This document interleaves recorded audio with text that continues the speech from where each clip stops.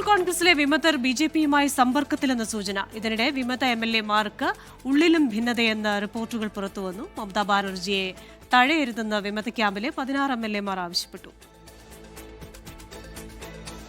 തൃണമൂൽ കോൺഗ്രസിന്റെ സ്ഥാപക നേതാക്കളായ സുദീപ് ബന്ദോപാധ്യായ, സൌഗത റോയ് ഉൾപ്പെടെ 23 ലോക്സഭാ എംപിമാർ നിലവിൽ വിമത പക്ഷത്തോടൊപ്പമെന്നാണ് റിപ്പോർട്ട്. വിമത നീക്കത്തിന് നേതൃത്വം നൽകുന്ന കകോലി ഘോഷ് ദസ്തിദാർ ഡൽഹിയിൽ ആഭ്യന്തരമന്ത്രി അമിത്ഷാ അടക്കമുള്ള ബിജെപി നേതാക്കളുമായി കൂടിക്കാഴ്ച നടത്തി മടങ്ങി. ബിജെപിയിൽ ചേരാതെ തൃണമൂൽ കോൺഗ്രസ് പിടിച്ചെടുക്കാനാണ് വിമതരുടെ നീക്കമെന്നാണ് വിലയിരുത്തൽ. അതേസമയം ടിഎംസിയുടെ വിമത എംഎൽഎമാർക്കുള്ളിലും അഭിപ്രായ വ്യത്യാസങ്ങൾ ശക്തമായി.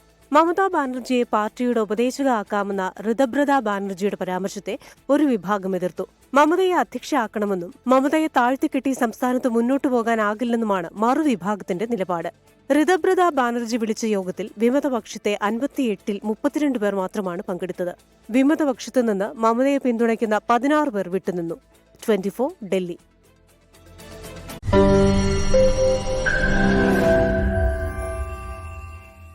ലോകത്തെവിടെയായാലും ഏത് സമയത്തും 24 വാർത്തകളും ഓഗ്മെന്റഡ് റിയാലിറ്റി പാക്കേജുകളും എക്സ്പ്ലെയിനറുകളും വിശദമായി കാണാൻ ഞങ്ങളുടെ യൂട്യൂബ് ചാനൽ നിങ്ങൾക്ക് സബ്സ്ക്രൈബ് ചെയ്യാം.